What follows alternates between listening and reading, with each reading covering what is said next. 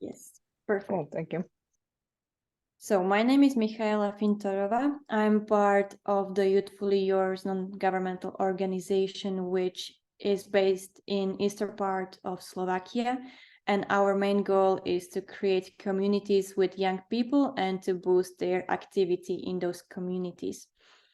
I am now finishing my master's degree in digital marketing and corporate communication. Therefore, I hope I will give you a good information and you will take something from this presentation.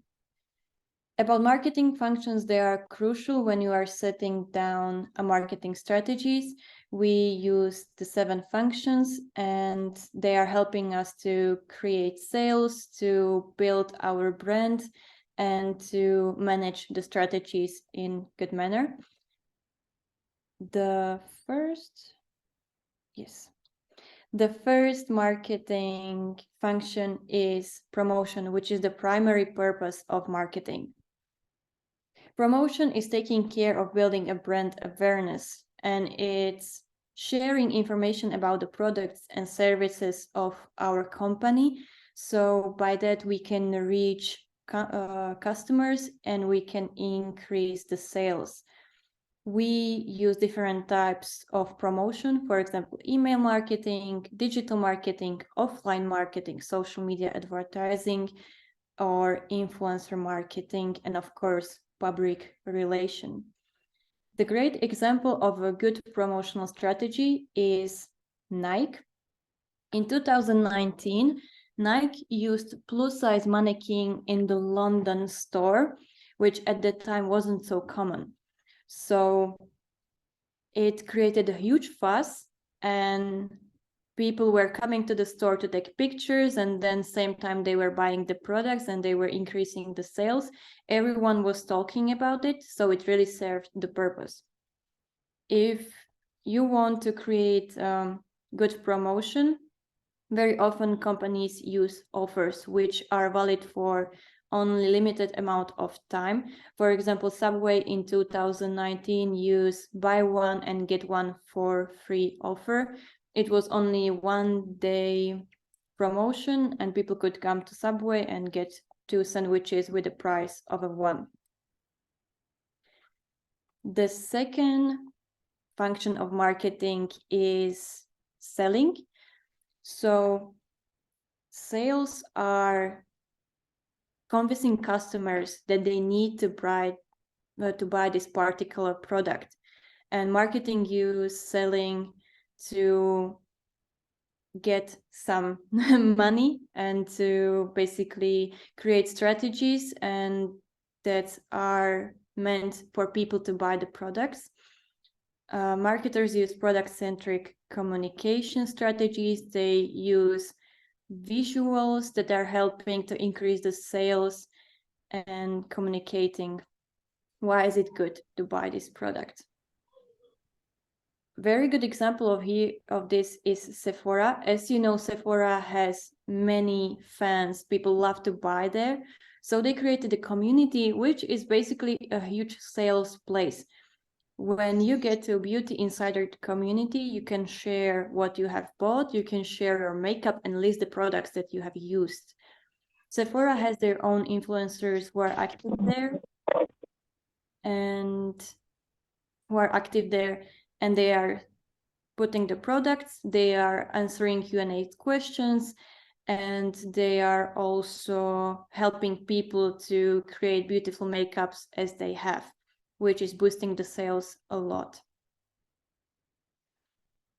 The third duty of marketing is product management. And here marketers work on developing products or services, because nowadays when you have a certain product, you have always to work on developing it and make it fit to the current trends and the current market. If you, for example, you create a product and you didn't change it for 10 years, you will have a problem because your sales will decrease and people will not be interested in something which is outdated.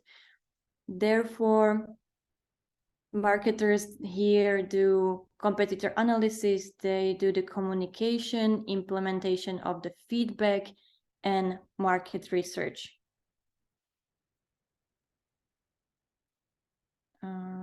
Hi, I'm Mick. Sorry. So to explain to you, I used an example of Kiro Distillery. It's from Finland, and Finnish, they don't have a huge history with distilling whiskey. So the owner of the company had to come up with something with a special way of the communication where they are explaining something new on the market. And he needed to connect with the consumers. So at that time, the consumers were Finns, who are people who are proud of their history, they're proud being Finns of Finland. He decided to use Finnish values as the way of communication. And now I will play you the ad. Hi, I'm Mikko, co-founder with these friends of Kiro Distillery, Finland.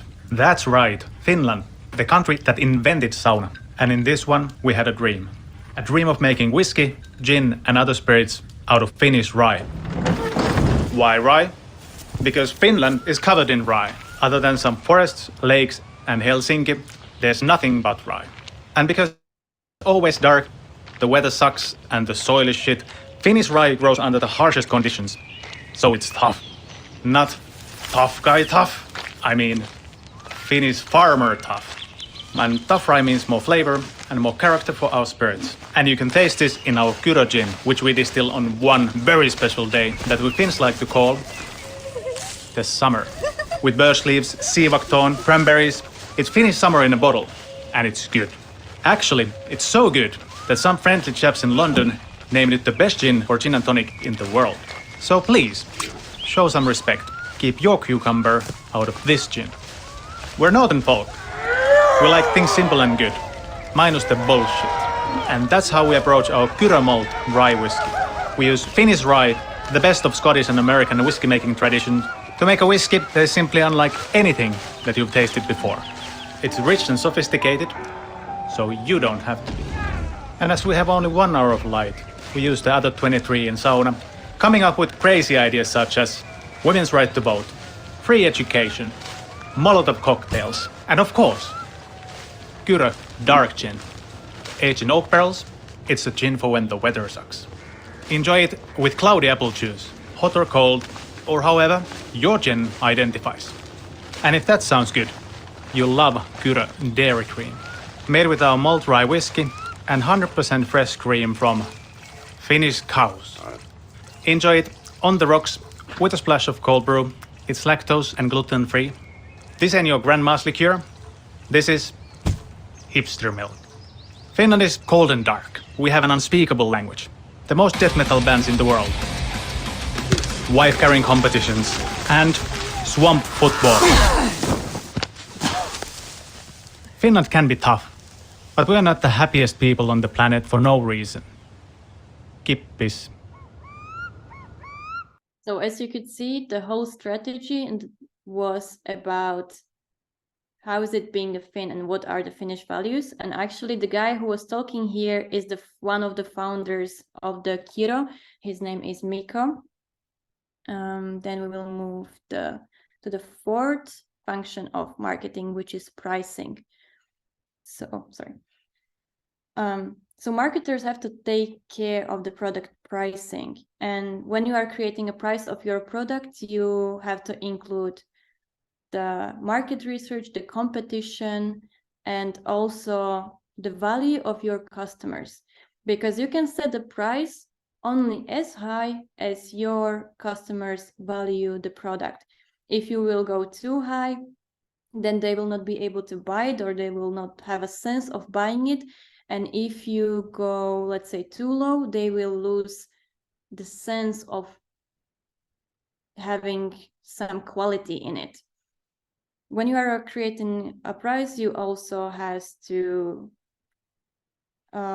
calculate what is the product price, what is the value that you can add, and what are the product costs. Very good example of setting a price is the brand Rolex.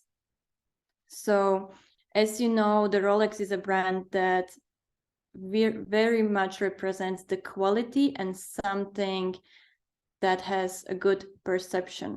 So prices are set high because the customers that are buying Rolex are people who has money and who wants to set a certain class when buying the product.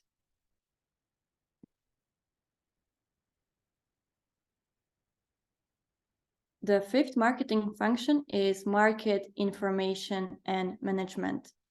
So the data has become an integral part of marketing. You cannot create a strategy if you don't know what are your data, if you don't know what gender you serve, what are their demographics, their age, what do they prefer. So therefore, you always, before creating a strategy, have to think about how you get the data. For example, you can create the forms, you can read your online reviews, you can monitor your social media and use Google Ads Manager to check how your ads have been doing, who was watching them. And according to that, you will apply it to create a strategy. In 2010, if you know the brand Old Spice, they had a problem because their sales were decreasing. People were not buying the product and they were at risk of bankrupt. So the marketers conducted the research and they found something interesting. And it was that the people who actually buy the product are not men who use it, but is a woman. The partners of those men, when they went, for example, grocery shopping, they were also taking care of buying soaps for their partners.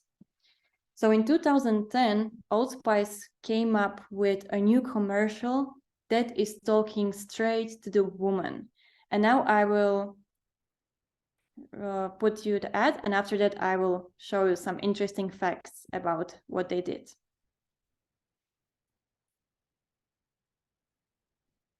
Hello, ladies. Look at your man. Now back to me. Now back at your man. Can you see my screen?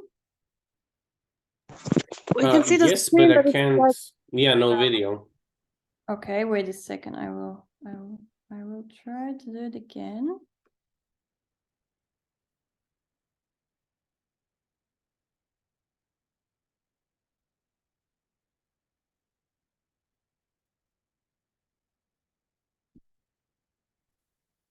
Hello, ladies. Look at your man. Now back to me. Now back at your man. Now back to me.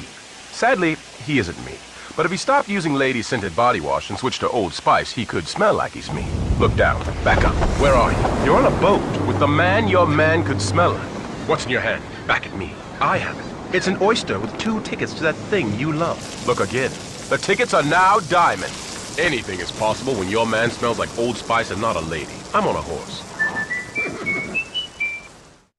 And this was such a new approach. And as you could see, the actor, he was talking straight to people who are buying the product. He was saying that, look, ladies, you might not be able to have me, but you can have your man who smells like me. And then they connected with those great things like you can have diamonds, you can have, you can be on the beach riding a horse. And this ad actually saved Old Spice from getting to a very dangerous place. And they had then the whole series with the actor telling a woman what can they have when buying Old Spice. So it was a very, very good strategy. Financing is the 6th function of marketing, and it represents budgeting and acquiring resources for your campaigns. So basically, each company has to create some certain budget then is then used for their activities. And when you create a marketing strategy, you calculate what's the estimate value and the price of the campaign and what needs to be financed, which is good. But then usually the company comes, and as much as they want to invest into good strategy, they also want to make it as cost effective as they can. And a good example of this is GoPro. So GoPro has very famous GoPro awards, which is a strategy that goes on each year. Each year, GoPro announces a challenge that has a certain topic, And then people who are GoPro users can go create a video on this topic, and then they are getting featured on a GoPro social media, on their YouTube, and they can get paid if they win the challenge. And this is a strategy that is creating so much money to the company, because YouTube is paying them well for adding the content. They are having content basically for free because the customers are the ones who creates the content, and it's so famous, and it's create community. I will show you just the start of $1 million challenge that was, I think, last year.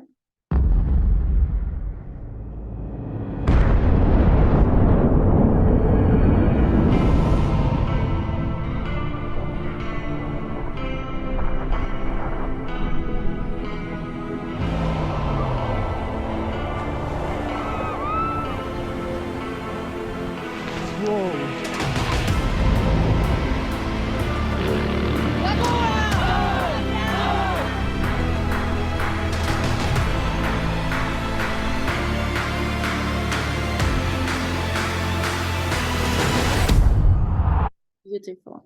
So I recommend you to go and check the GoPro Awards.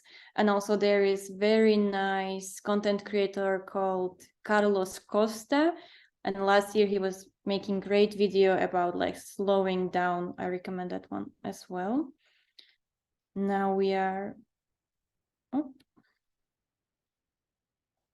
slowly getting to the 7th function of, wait a second. Yes, here we are. So the 7th function of the marketing, which is the distribution and channel management. So the distribution and the channel management, can you see my screen? Yes. Perfect. Yes. This deals with the selection of appropriate channels that you use for the communication and your potential customers. For example, you can use offline and online channels when you have an offline store, which is a channel on its own, and then you have a website where you have eShop or where you are sharing some blog posts about your product, and it's supporting your selling process. Also, you can have a website with an eShop, and you can have different types of social media that you use to support that channel. For this, I have an example for Apple. Sorry, could you just exit and go back to full screen again? My screen is, it works now. Works now, thank you. So we can see the Apple? Yeah. Good. So Apple has very nice strategy that is called click and mortar, which is that they use offline stores, but they don't use them to sell products there. It's not the main aim of it. The main aim is that people come there and they can try the product. They can go and see the new iPhones, new computers, or iPads. They can try them out. There are professionals who will help them, give them all the information.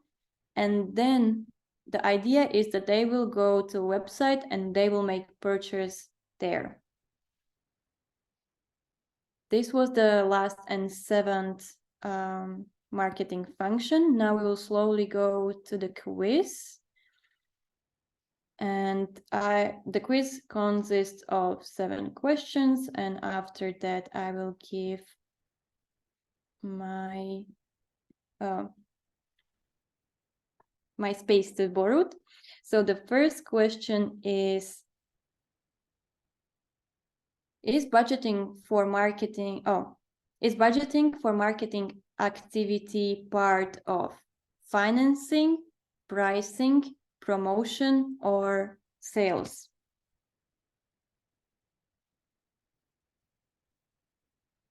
Here only one solution is the correct one.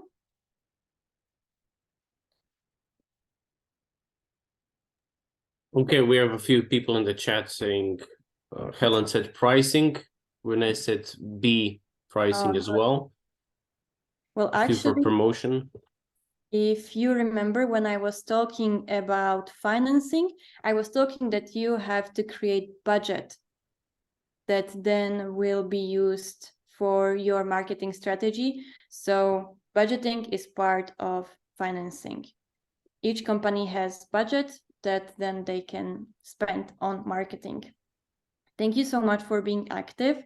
The second question is, Cairo Distillery used Finnish values to communicate with customers. Is that correct or incorrect? Perfect. We have, of course, it's correct. And I hope you like the ad because it was such a hit in Finland. The third one is about product management. Here we have two good answers. So the product management deals with communication, market research, and setting up prices. And you should choose two that are correct.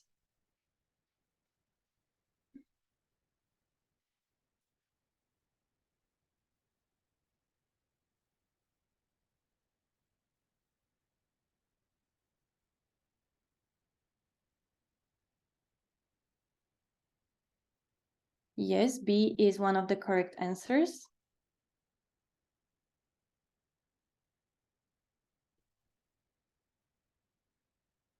And then if you remember when I was talking about product management, I was talking about Cairo and about how they used communication of Finnish values for their ad.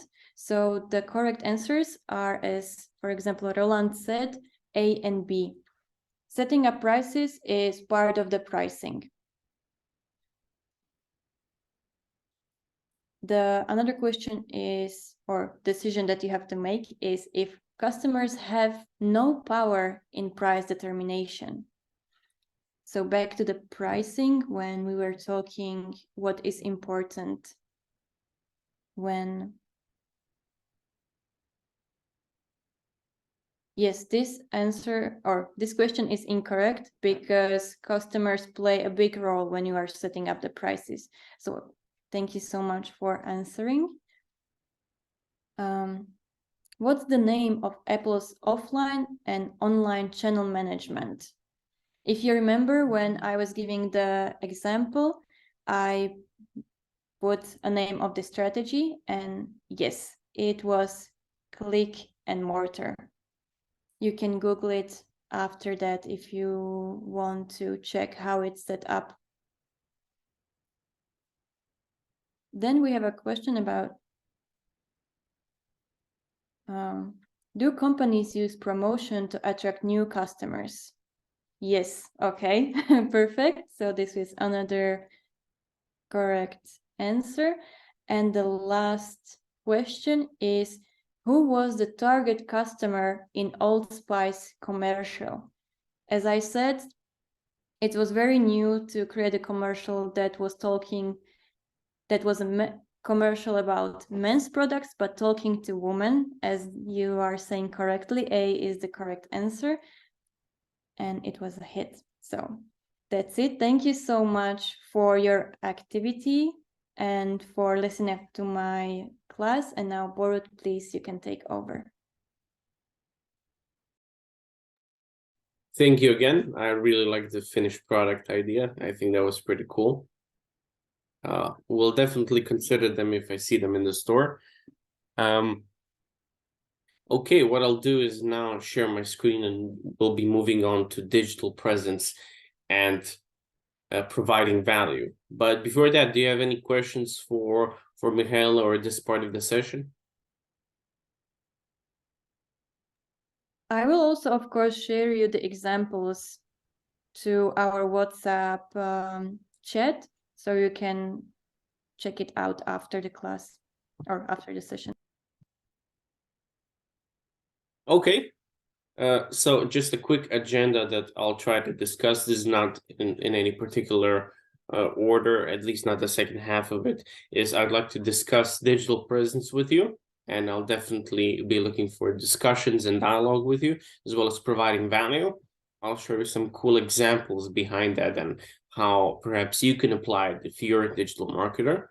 We'll be discussing a bunch of brands and how they produce content, as well as activities where if you were a part of a marketing department, what kind of decisions would you make and try to rationalize? This, of course, can be done through a chat, but if it's possible, I'd also like you to use your microphone and talk to me if you can. So I definitely have enough for 30 minutes. If it's going to take longer, I have no problem doing it after 12. But if you wanted something short, you'll also let me know when you have to go. So without further ado, let's move on to digital presence. So digital presence is how people find out about your business on the internet. It is the collection of online assets and interactions that represent your company on the web. So I created this presentation envisioning you that you're working in the marketing department of a brand that you would prefer working with, either an ideal workplace that you would like to be, or as an internship in a company, or the way you would do an experience. So let's say this is the company you're working on. A strong digital presence can help you reach new customers, build relationship with existing ones, and grow a business. So here's a question for discussion that I would like to talk to you. Where do you think is best to be digitally present?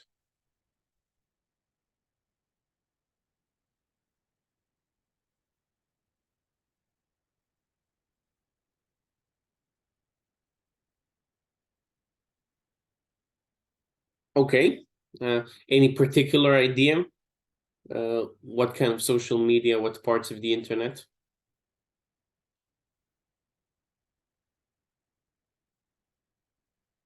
I guess it depends on your target group. A very good answer. I think that's the most correct answer, I would say, is that it really, really depends on the brand. Some people are focusing on one particular social media platform or just a website. Some people want to be present everywhere. So there are many ways to create a digital presence for a brand you might be working on. So one of the most famous ways, of course, is through social media. You can use platforms like Facebook, Twitter, and Instagram to connect with potential and current customers. Another way is to create a digital presence by optimizing your websites for search engines. So without relying on different social media platforms, just having a strong website is what you can do to ensure digital presence. This means making sure that the website appears as high as possible in search results when people are looking for products and services that you might be representing. So creating a strong digital presence takes time and effort, but it's worth it if you want to reach more customers and grow your business. The way I would do it is to always try and optimize a website for any sort of brand, even if you're just doing information and you're a physical store. That's one part. And the other one is, of course, be present for more than one social media. But I think is more important is to focus on one brand that you're really, really good at. So I'll show you some examples later on. But second part, I talked about digital presence. The other is provided value. What does provided value mean to you?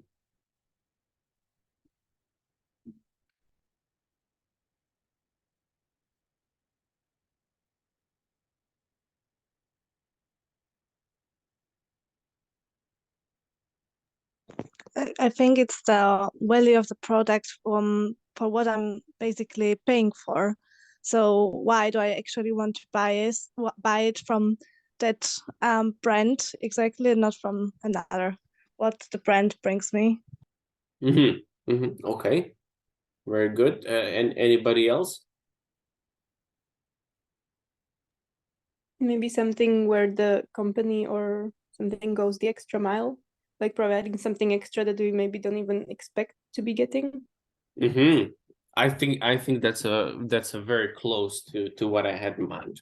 So provided value would be a new way of trying to get customers in a cluttered marketing department. I think every year our attention span is lowering by 5 seconds, and it feels like we have the memory of a goldfish. So attention is attracted by providing value first, not by trying to get you to buy something. So it's a long-term strategy with understanding the customer.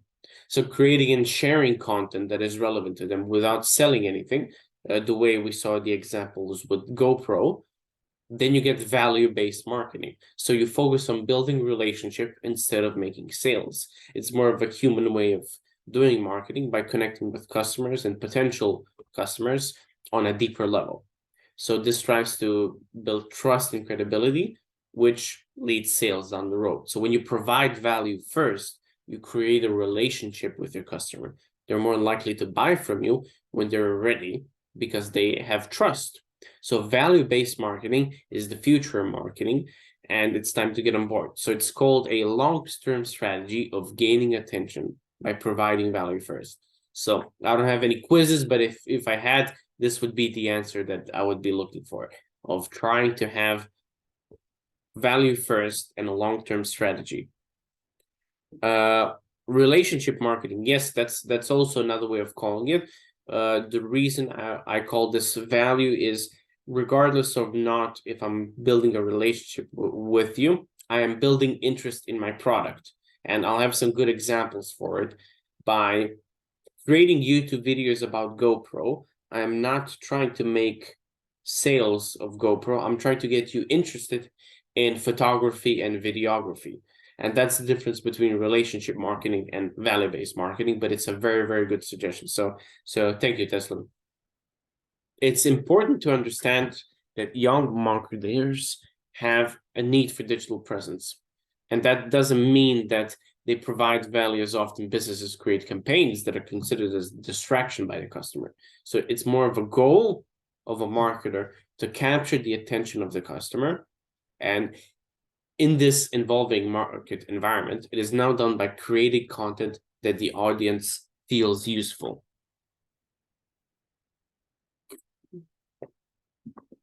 Here's some examples of what I would consider provided value. So first off, Apple, since we discussed Apple before, Apple has today at Apple workshops in their physical stores. They're known for its innovative technology and products. They offer free educational workshops called Today at Apple at its retail stores around the world. But when I did research, it's mostly in the US. I couldn't find it anywhere locally here. But these workshops cover various topics like photography, video editing for Final Cut Pro, music production in their GarageBand, coding in their proprietary software, and more. So what they're trying to do is tell you how to use your phone or laptop or tablet in the most maximum way possible so that you're more interested in their ecosystem. So you improve your skill using Apple device and software so that you love it more than any alternative. For me, example, in technology, I'm more of a value first, but it's usually monetary value. So if I find a cheaper phone, I have no problem switching from Samsung to Xiaomi or from Xiaomi to Sony if I found a better value. What Apple is trying to do is to show you that the value is not only the price of the product that you're buying, is that there's a sort of feature and technology that you really, really like that a different phone or a laptop cannot do. For example, on my phone, I have macro lens. So if I really want to do tiny, tiny photography of like a flower, I use that because it's a really cool type of picture. But not all of the phones have that. So if I want to buy a new phone, I try to find a phone with that sort of feature. That way, currently Xiaomi is making me stay with their products. And that's one of the ways you provide value. So by providing free workshops, Apple adds value to its customers and demonstrates its commitment to helping users get most of their products. This approach strengthens the bond between branding and relationship with customers, encouraging loyalty and positive word-of-mouth marketing. Right now, I did positive word-of-mouth for Xiaomi, for example. So their provided value is working. Second one, just a quick yes or no in the comments. Do you use Canva?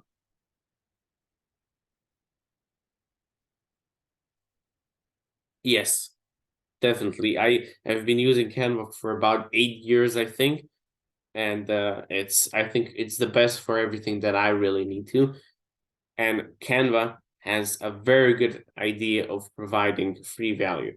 First of all, Canva has a very, very good free version. You can still do a lot of stuff with its free version. But Canva also has something called Design School. So it's a popular design platform. It also created the Design School. So it has a free educational resource that provides users with tutorials, tips, and inspiration to enhance your design skills. By offering valuable content that helps users improve your designs, Canva not only demonstrates its commitment to its users succeed, but also fosters loyalty and trust. So users become more proficient in design, they're more likely to continue using Canva's platform and even upgrade to paid features. The most important part, there are two things that Canva does well. One, it's on a browser, so you don't need a strong computer, you don't need a laptop that can run Photoshop, you don't need anything complicated. You just need an internet access. That's the first thing they does well. Second thing they do well is templates.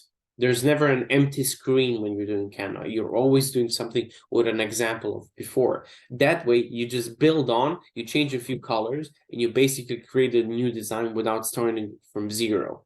And if you want to do Adobe products like Illustrator, like Designer, Firefly, things like that, it gets very complicated very quickly. So this is where design from Canva is important. I mean, I did my CVs, I did my cover letters in Canva, I did a bunch of letters and press releases all the way to post on social media. So I can really use all kinds of things on Canva. Last one that I don't use very much, but it's a very cool idea, is Airbnb's neighborhood guides. So it's a home sharing platform, alternative to hotels and hostels. It provides local neighborhood guides and city guides around the world. So these guides offer travelers inside tips, recommendations, and information about local attractions, restaurants, and hidden gems in each area. Yeah, CVs are a really good idea. If they were really cool 6 years ago, I bet there's a bunch of them right now that you might have a lot of good uses. I would also argue, if you're gonna go for internships and jobs, if you write your cover letters and CVs in a good design that shows sort of personal branding, I think it goes for a long way. But that's a different workshop we would have to work on, and maybe next year I can do something for that. But let's move on to Airbnb. They offer valuable content beyond just listing accommodation. It helps you get a more authentic and enjoyable experience in your destination for a very, very local place. So that's providing value, and it builds trust and credibility with their audience. So these examples demonstrate the power of providing value first.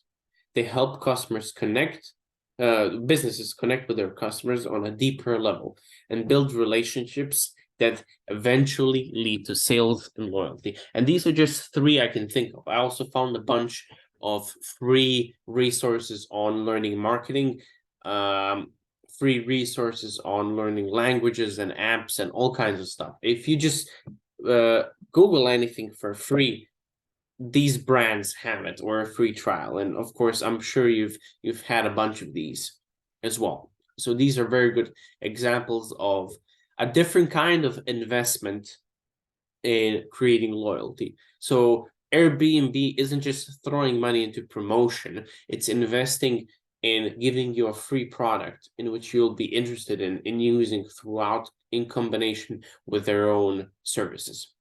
So a question for discussion: what kind of brands or creators do you know that provide this kind of value?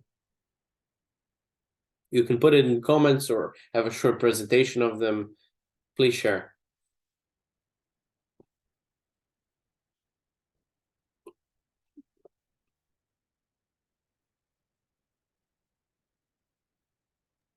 I have an example of a creator. Her name is Sarah Faber, and she does illustrations. And she is posting on YouTube, and she's also posting on Instagram about how does she draw her illustrations. So you can get from her information and tips about how you can become a creator as her or as she is. Very cool. So not just providing designs as a social media post, but also the way she did the designs.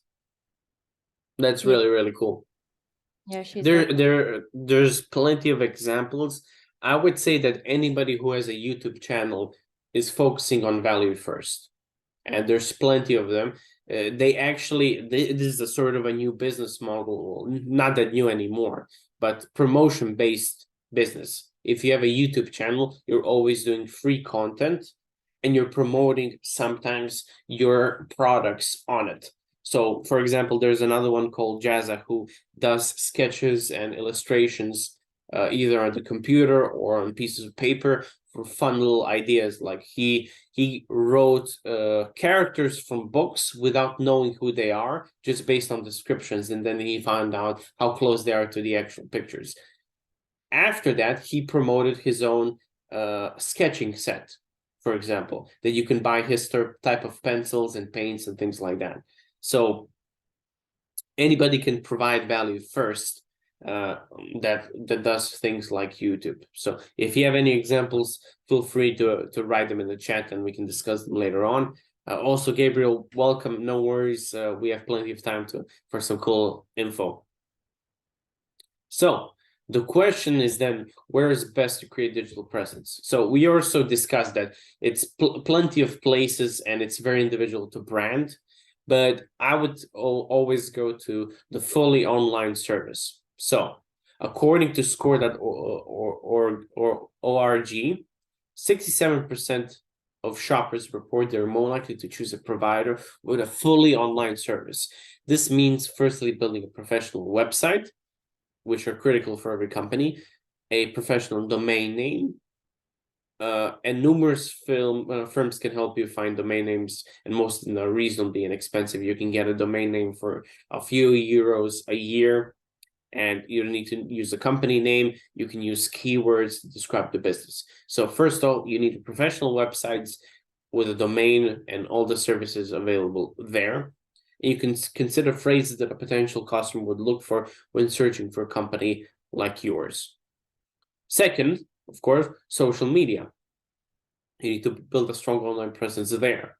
The Manifest reports 74% of customers follow brands with social media, and 96% of those interact on social media with the brands they follow. So things like commenting, being a part of their giveaways, sharing content that they may have made, adding them to their stories. Therefore, we can see that it's paramount to connect with those customers on social media.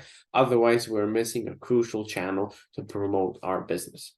Today, it is best done via Meta for Business, which is a combination of Facebook and Instagram, and it's one of the best sort of platforms you can think of. So, for example, in my organization, I do mainly on LinkedIn, and I post things secondarily on Facebook and Instagram. And I always thought I would get more likes, more information on Facebook, but it turns out I'm getting much more on Instagram. I'm getting many more likes on Instagram than on Facebook, even though you can write more words. It's more professional for certain topics to do it on Facebook. I made the mistake of thinking Facebook is more important, but it seems that Instagram is more important. Maybe it's because of attention span. Maybe it's easier to find those topics. But an important thing to be thinking about is how likely you are to be adaptable and learn with the data you might be having.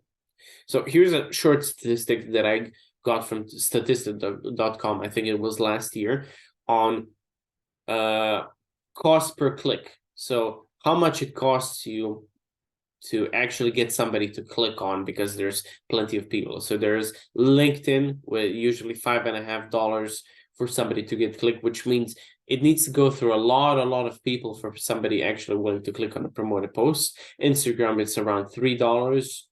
YouTube is also $3, a little bit less than Instagram. Pinterest is $1.50, and Facebook is on average $1 per click. And this is really, really good. Twitter, I haven't tested it, but apparently Twitter is also very, very easy to promote. 1 second, we got a comment. Luisa says, I've noticed a lot of companies are making memes to promote themselves, like Ryanair. They're creating pretty relatable memes, which makes people follow their page, and they promote their offers and other things through memes. It's a really smart way to create value and make people who normally wouldn't find a reason to follow you. Fully agree. I think this is a good idea for things like Instagram and Twitter. Of course, it really depends how the brand is positioned, but I think things like fast food places, it was very popular for Burger King, McDonald's, Wendy's to do that kind of meme promotion. I agree with that. I guess it depends on every brand, but it would make sense as long as it's in good fun. So I would think memes were very popular. I haven't followed any recently for branding, but it's definitely a cool idea. It's not only because Facebook offers a huge number of users that it's so cheap, is because it's one of the most cost-effective marketing channels when looking at cost per click. Now, it doesn't mean that you're going to get a lot of sales, but it does mean you're going to get a lot of website visits, and maybe people will sign up for certain things. So, as Meta is the owner of Instagram, they allow you to manage both Facebook and Instagram through one online tool for completely free, by keeping your posts, scheduling, budget, and analytics all in one place. And I do use it. So if I didn't use LinkedIn, I would just be doing that. One is, however, not excluding platforms such as Twitter and YouTube if your business or industry prefers such channels. Twitter isn't bad necessarily. I just don't think it's very popular for Europe for a lot of people. And I think YouTube is a great idea, but it's very, very hard to actually make it happen. Yeah, but there's a few things for SEO that I think we can cover some other time. But it's talking about search engine optimization. What it is not only for the website, but also for social media. It's about how well you use your keywords to get more information out. So if we get some demand for SEO later on, maybe I can send you some articles or some text, but right now we have 10 minutes till 12, and I'd like to discuss whether or not we have time for all kinds of activities. So if everybody's up, we can discuss in the comments whether or not you want to stay after 12 for doing some activities. So just write yes in the comments if you like to cover both, or maybe we can do just one.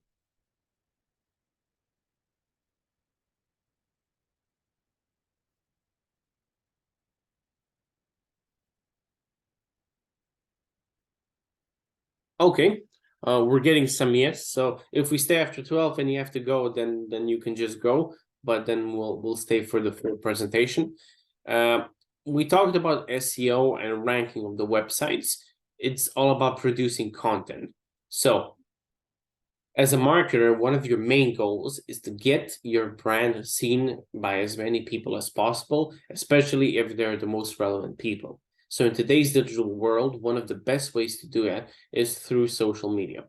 By creating and sharing engaging content on social media, you can reach a wide audience and build awareness for your brand. But producing quality content can be time-consuming as well as expensive. So, activity 1, platforms. I here have a bunch of businesses and a bunch of platforms that I would ask you to connect. So if you connect one business with one social media platform you think would work best for building its reach, and you can explain your choices. So you can either do one sort of application, or you can do all of them either in the comments or through a discussion, but let's take a moment or two to do that. Let's say I want to do one by one. Fashion brand. Which of the platforms you would put a fashion brand? Is it going to be Twitch, Instagram, Facebook, TikTok, or YouTube?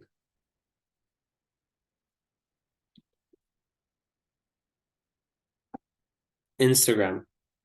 Okay. Fashion brand for Instagram. Mostly agree. Okay. What about a real estate agency? Where would you put a real estate agency? On Twitch, Facebook, TikTok, or YouTube?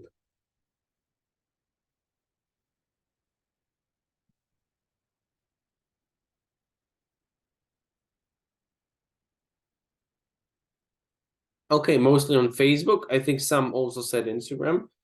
YouTube, okay, cool. So let's say mostly Facebook. What about a dance studio? Is a dance studio going to be on Twitch, on TikTok, or a YouTube? TikTok, okay. TikTok and YouTube, so videos. Okay, I agree. What about a bookstore? Is it gonna be on Twitch or YouTube or TikTok, since it's half and half for TikTok and YouTube?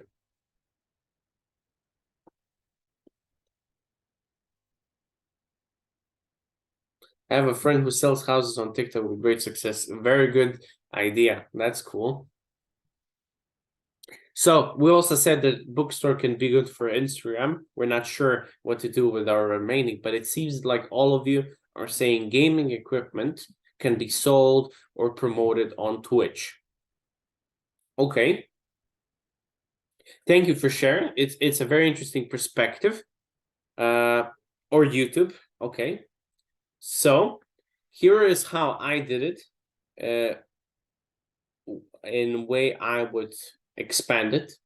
Also, Michaela said TikTok has its own section, Book Talk. Very cool. I didn't know that, but I had a very similar answer. The way I did it is I would want a fashion brand on YouTube, because right now I see in a lot of YouTube shorts and a lot of YouTube creators actually talking in detail how they would combine outfits, create fashion, or sell their brands. Real estate agency, I saw a lot of success on Instagram, because you have your carousels where you have like 5 different photos or 10 photos. You just look through the photos, get the basic info, and maybe get like information to check out a house or apartment you want to rent out and buy.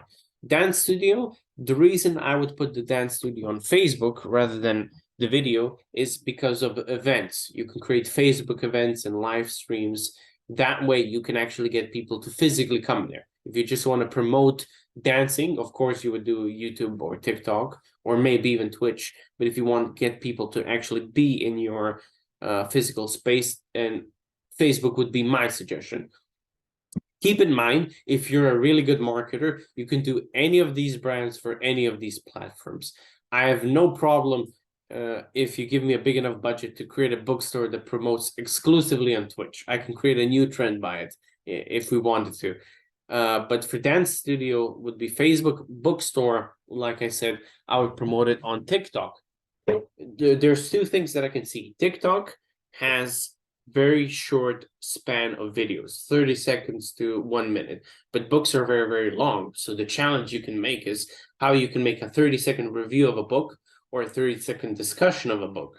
So that's one way to fix the attention span that people have when reading books, to focus it on more on products that you have on TikTok. And I didn't have a better idea. So gaming equipment company can be promoted on Twitch, because Twitch was very famous for gaming. Not only gaming, people play chess on there and other products, but for gaming equipment, Twitch is always a good idea. Thank you again for the participation. These are very cool examples.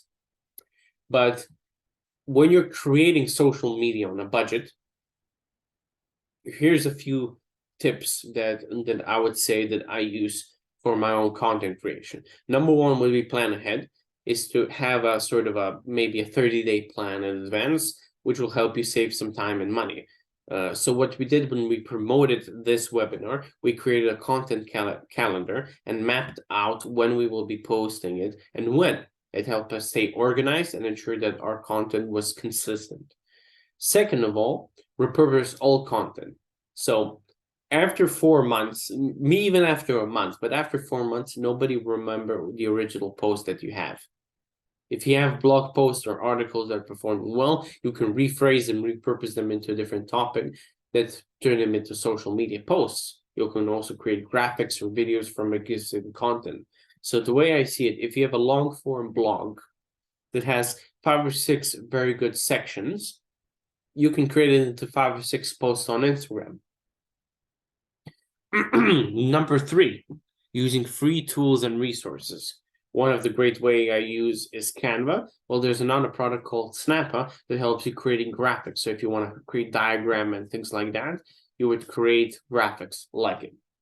And number 4, collaborate with others. So if you have different businesses or influencers, when you actually already have a big following, that way you can collaborate and reach out and pitch ideas. So these are some of the tips for quality social media on a budget. By the way, there's plenty of people who have created multi-million-dollar brands without paying anything in advertising costs. So if you want to be successful online, you have to be as active. You need to post regularly to your website or social media accounts, engage with others in the industry. If there's a hot topic that everybody's talking about, jump in and join the conversation, perhaps with your own perspective. So by being active, you not only get seen, you're building relationships and you're building credibility. So don't be afraid to put yourself out there, because it's essential for successful online business. But if time does not allow you to post every day, it should be done at least every second day at least. Meta for Business allows scheduling for posts. Well, for example, what I learned is posting every second day on Instagram is better than posting every day on Instagram. Or posting every day on LinkedIn is better than posting twice a day on Facebook. Things like that, that tests need to be done. Some people love reading it early in the morning before work. Some people love it before sleep. These are the sort of things that you would have to discuss. Before we move on to the next activity, do you have any questions?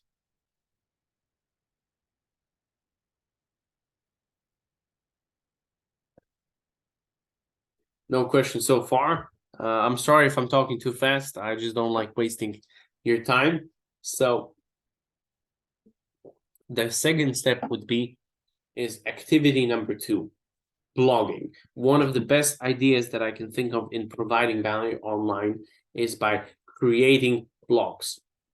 So the activity is I'm going to show you 2 brands, and then you're gonna brainstorm 3 to 5 articles on the topic that would best attract potential customers without explicitly promoting a product or service. So what kind of free content you would do using a blog to actually get that activity ready.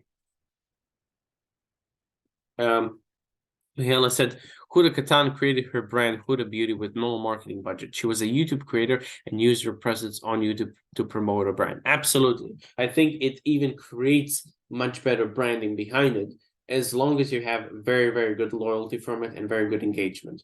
There's strength in numbers, but remember, there's not always numbers that are important. For example, there is a very famous Instagram influencer. I'm not really sure of her name. I don't follow her.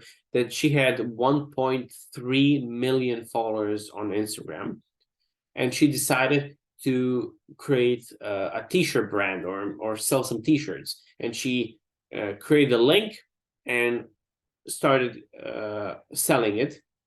And by the end of the year, she made $35 out of 1.5 million people. And the story in that is, not every follower is a customer. That's 1. Not every follower is an active follower. That's 2. And the third one is, you need to show what kind of branding or person you have. I believe the analysis of that person is she created more general content. Things like vlogging, lifestyle. Here's me traveling here or where. She doesn't have a specific brand behind it. And if you don't have a specific brand or a noticeable value that people can get from it, then you can't sell a product. So if she was doing beauty makeup, she could sell makeup, but she didn't do that. If she's a photographer, she can sell photography courses or photography products. So it's important to have this. If you're just famous for being famous, you cannot just sell things in that way. You need to provide some more value behind it. So this is the exercise. I'll let you pick between 2 brands that I've created and designed, so that you can try to attract potential customers in blog topics. And blog topic is like, this is the title of the post, and that's it. You don't have to write a blog. You just have to write an idea of what a blog could be about, 3 to 5 of them. So these are the 2 products. First one that I created is called the Forever Flask. This sells eco-friendly products like reusable water bottles, shopping bags, and home cleaning supplies. But this brand particularly focuses on their well-designed, long-term reusable water bottles. So you can think of from the perspective of sustainability, from the perspective of zero waste, you need to create 3 to 5 blog articles on this. Or alternatively, if you prefer technology or learning, the second product is a learning app for languages that targets busy students called TalkTrack, a sort of a futuristic designer looking app for learning languages. It's trying to make a more funky and fun way of learning the languages. So these are the two brands. You have TalkTrack and the Forever Flask. And what I'm trying to get you now is to create 3 to 5 blog topics in the next 5 minutes. You can start writing now. You can start writing in 5 minutes. So let's take this work for the next 5 minutes to try to get some ideas. And if you have any questions, please ask. Okay.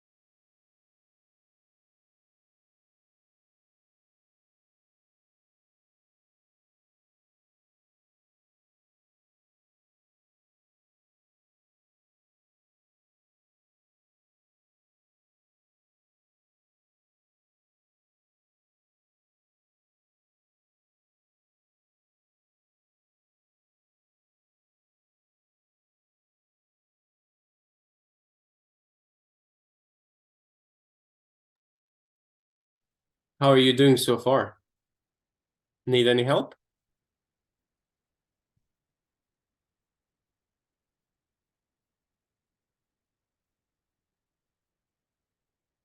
We're good? Okay. I'll have to hear more suggestions.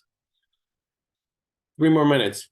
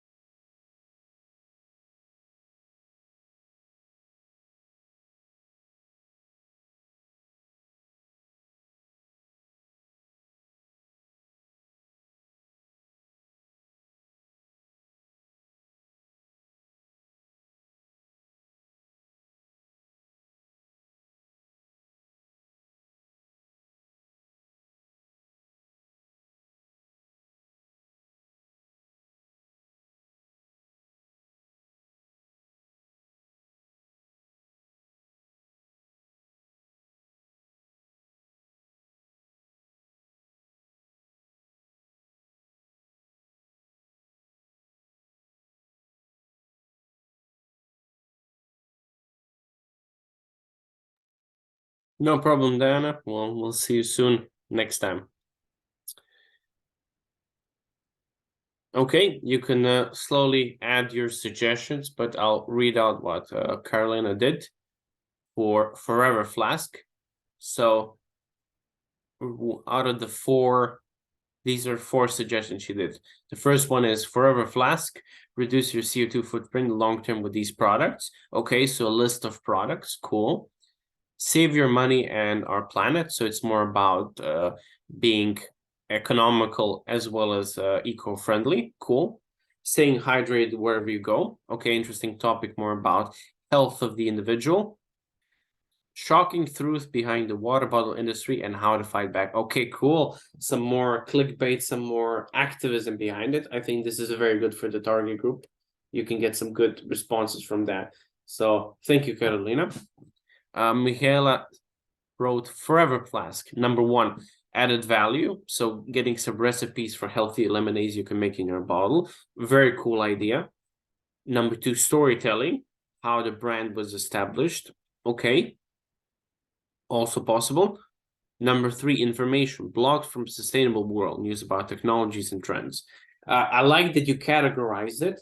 I think a lot of the things we can do is more from a perspective of added value. I really like lemonades and recipes like that. I think it makes a lot of sense. And maybe at the end you can pitch the water bottle or something like that. It makes sense.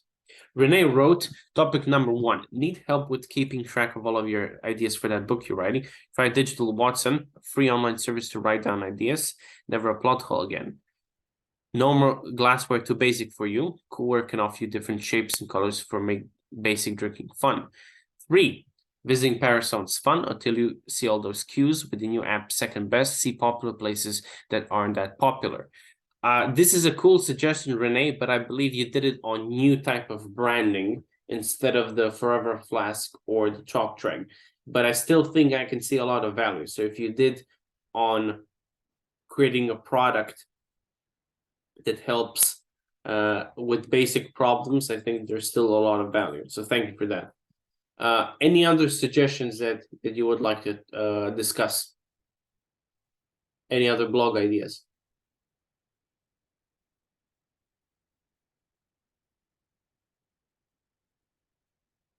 Okay, between the 2, which brand would you rather buy or more likely to buy?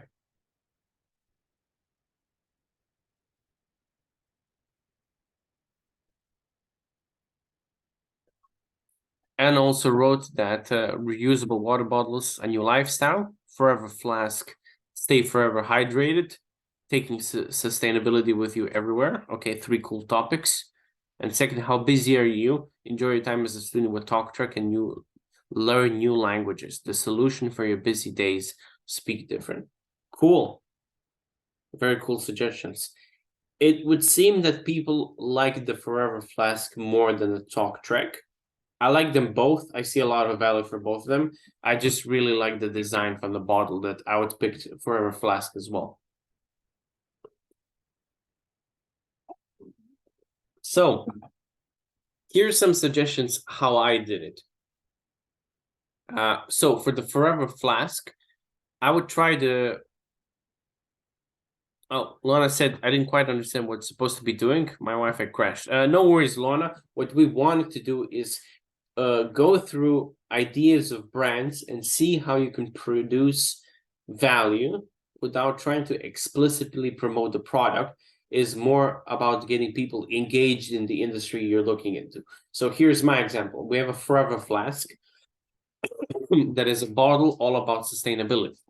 So I would write my first one is the top 10 simple swaps for more sustainable lifestyle. So what I would try to do is have 10 things that I'm doing on a daily basis that you can swap out. And one of them I would include, instead of using plastic bottles, I would use the reusable water bottle. That's one of my ideas. Another one can be, of course, instead of using plastic bags, it can be canvas bags, things like that. So that's one more way that I would do it. Second is the impact of plastic on our oceans and how you can help. This is more of an educational one, saying that plastic has certain damages in the ocean. That's because people throw out bottles every which way, and you cannot reasonably recycle all of it. It's bound to end up in the ocean at one place or another. either by accident, either by careless throwing around. If you have a reusable water bottle that you actually care for, you keep it on you and you use it with you at home. So even if you do throw it away, it's very difficult that you would end up in the bottom of the ocean. That's the idea, at least, of the blog post. Third one is more of a actionable post, is how to create your own eco-friendly cleaning products at home. So maybe in the more wide part of the brand, you can say that, you know, using lemons and water is a great way to clean bad senses from your microwave or from your oven. That's actually something I did, so that I remember as a idea you can use. This one is more about understanding the activism behind the industry, is saying understanding the zero waste movement and how to get involved. So this is more about educating you on the history of zero waste, what does it mean, and if you really want to get involved, maybe some free resources. That way, I'm more getting people visiting my Forever Flask website more to read the blogs, but I'm getting traffic. And if I'm getting traffic, maybe people can promote and share and actually visit some of the blogs or my product as well. Number 5, why shopping locally is good for the environment and your community. So this is both from the economic point of view as well as the environment. If you shop for things that are not imported, grown locally, maybe it's better for the environment. This is another actionable way that you can do to reduce your carbon footprint. So if I had a brand that is sustainable, this is the 5 types of ways that I would write blog posts. But let's say I'm doing in software. Let's say I'm doing my language app in software. I'm talking about TalkTrack. How would I promote it? So the first one is I would do it in tips, a listicle, a top 10 tips for learning a new language quickly and efficiently. So I wouldn't promote using language apps like mine, or at least not the first tip. I would say these are the ways you can learn. So start with common phrases. Don't worry about grammar. Watch and listen to that language's music and film industry. Things that would be my tips. And maybe at the end saying, if you like those tips, consider checking out TalkTrack. It's an app for busy students such as yourself. Helps you learn easy phrases on the run. That's one way to do it. I actually like both of these products. If any of you wants to invest with me, maybe we can create a very cool business. Start a whole marketing department with 30 of us. So second, benefits of being bilingual. I really like this post, not because of being bilingual. I'm also bilingual from both of my parents, but I really like the way it's phrased. I think it's called alliteration, when you use the same, or assonance, and when you use the same word in every word in the sentence. So the benefits of being bilingual. So it's very catchy. It feels very nice to read it. So it's talking about second languages and why it improves your life. So it's a very nice one, and it speaks to a lot of people who have a natural talent for learning languages. Third one, best language learning apps and resources for pre-college students, for example. So I would create a whole list of the apps, and I would use my app for the last one, or maybe the first one, or something in the middle. That way I can easily promote all kinds of language learning apps, including my own. Number 4, how to maintain motivation when learning a new language. This can be more about, journey, trying to tackle certain myths or problems and setting realistic goals. And last one, this is really good when you want to combine with traveling, is cultural insights, exploring the rich traditions and customs of Germany and German-speaking countries or French-speaking countries. This is a cool one because it's more about cultures of the countries where the language is spoken. So you get interest in the language because you're interested in the country. And this is one way that I would do my blog posts. And remember, I did of them, it took them 30 minutes to create this. So I also didn't make it in 5 minutes. So don't worry if it's not in the same sort of perspective that I had and you might have. But key to value-based marketing is to offer valuable, relevant content to your audience first and foremost. The subtle promotion of products and services comes secondary to this main objective. So if you have any questions and feedback for this activity, please share. Thank you.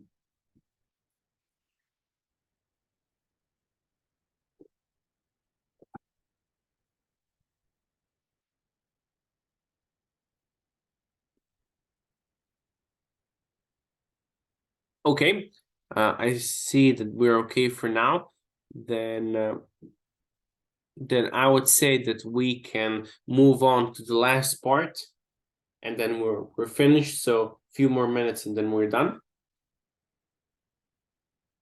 So this is a bigger chunk of text that I'll just read out for you, but it's about inbound and outbound marketing. So these are the phrases in marketing that we have that talks about reaching out to people or have people reach out to us. So outbound marketing is a typical form of marketing, which means I'm spreading as much information as possible to anybody who could be a customer. So trade shows, seminar series, cold calling, all are examples of outbound marketing techniques. So outbound means I'm doing things outward. I'm shouting out through a megaphone, hoping somebody hears me. It's more expensive with a lower return on investment than inbound marketing. But the effectiveness of outbound marketing is declining over time for two reasons. First, we're bombarded with 2,000 outbound marketing distractions every day and are learning more and more inventive methods to filter them out, including ad blocks, call blocking, email spam filters, and any other technology. Second of all, the expense of learning something new or buying goods on YouTube via search engines, blogs, and social media is far less than attending seminars or conferences. So you don't really want to go anywhere physically to try to think of a product unless you want to go to the Apple store and things like that. But just Googling what product is cool and then ordering off Amazon is far more popular. So this is where you get inbound marketing. It's a method of generating content on social media that aims to increase brand awareness and inform individuals about you, which might lend them to your website for additional information, demonstrate interest in your product, and ultimately make a purchase. So if you made a really, really good blog post that you found to be perfect for your customers, and the customers really, really like it, they are the ones who are going to look into your pricing, look into how your product is made, and then buy it from you. That is why it's called an inbound. So outbound is usually used with a symbol of a megaphone. I'm yelling through a megaphone, hoping somebody will listen and buy my product. But the inbound symbol is a magnet. I'm doing nothing else but holding a magnet to attract people towards my business. And that's why the DIGMA logo, our project logo, is using a magnet rather than a megaphone. We're trying to attract you through free value on seminars such as this, instead of shouting at you saying, you know, go to our course, go to our course. That's the difference.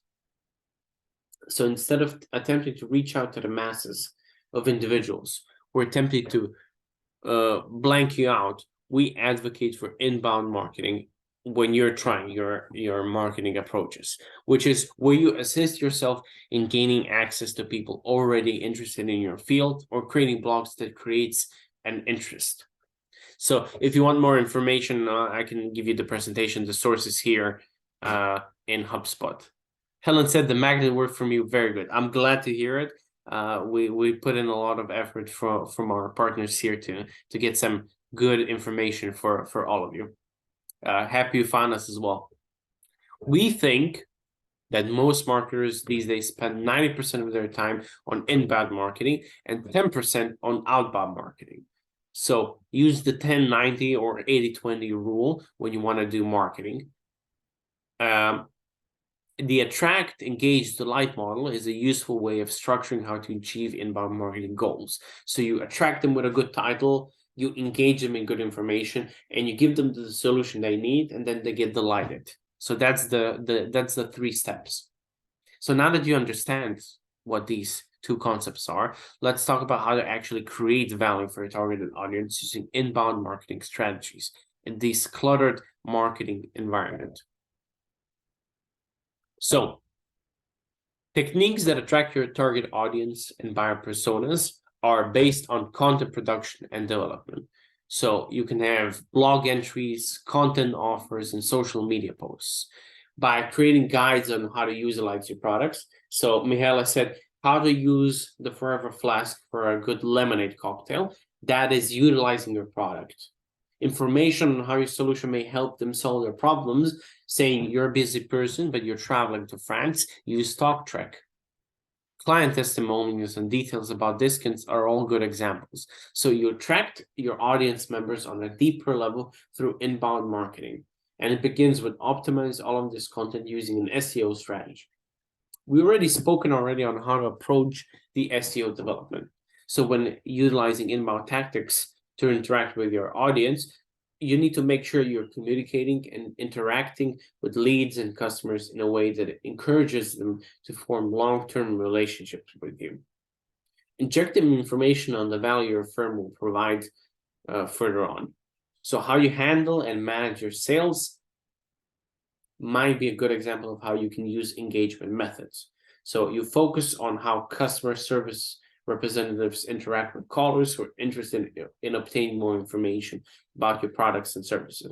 So you need to be sure that all deals come to mutually beneficial agreements for clients and your business. So you're not selling your product once, and if they don't like it, you don't care. What you're trying to do is sell your product in a way that they're going to keep buying from you forever, because a loyal customer is 5 times better than your one and only customer. And that's the 80-20% rule. 20% of your customer amount to 80% of your profits. So focus on the 20%. So it's best to have a perfect customer than to have everybody as a customer. That's from my personal experience and from experience from a lot of companies. And lastly, the final step of your inbound marketing strategy is then delighting your customers, getting the solution that makes them very happy. You're using the term customers, most likely this method is used after the sale has been made. So it's crucial to listen to what people are saying. Your social media accounts may be used to provide comments, ask questions, or tell their story about your items or services. You need to respond to these interactions with useful, helpful, and encouraging answers. The mark of an inbound approach focused on delighting customers is one that enables and supports customers in any scenario. So a delighted customer becomes a brand supporter and promoter. So treat all interactions with respect. So finally, to summarize, after almost doubling the presentation today, your digital presence is your personal brand. This is how you're perceived online and what sets you apart from the competition. It's about more than just having a website or a social media account. It's the content you create, the interactions you have, and the way you present yourself online. Your digital presence has a direct impact on your career success. It is an essential part of your professional brand. This was said by Forbes, and they didn't say a company. They're talking to you as a person. And even if you don't go into digital marketing as a career, you should take digital marketing as a part of your any career, because CVs are great, but if you can tell your potential business you want to work with to just look at your LinkedIn activity and show the value you're creating and the way you can create that value, they'll see you as a powerful advocate and not just an employee. And that's what makes matter most. So, for example, Youthfully Yours is a Slovakian organization, an NGO. And if they're looking for more volunteers and they happen to see people with a lot of activity online that fits within the values of their NGO, they have more likely to actually become and partner with Youthfully Yours. And that would work the same with my company. If I'm looking for employees and I see what kind of value you provide online, I want you more than your CV. I want you more than your college experience, because you're already doing what I want you to do. And that's the great key. So we're going to have a lot of more digital marketing value for you. But the most important thing I want to have you leave with is to be more empowered individuals when looking for any type of career you want, whether you want to be self-employed, create a big corporation, or work in a company, is to have that sort of empowerment in digital marketing. So that's it for me today. Thank you very much. And if you have any feedback or questions, please ask. Thank you. It was very cool, and I think we all learned a lot. And you provided lots of views on this theme and topic. So thank you very much. Thank you, Carolina. Thank you, everybody. If you have any more questions or feedback, please let me know. Otherwise, we'll see you again, as always, Saturday, 11 a.m. And if you have any more questions or want more info or examples, please engage in the WhatsApp group. I'd love to hear more from you. This is as much time as we have for today, but you can always engage with me if you have any more questions. So have a fantastic day, and I'll see you next time. Thank you so much. Thank you for everyone. See you next Bye. time. Goodbye. Bye.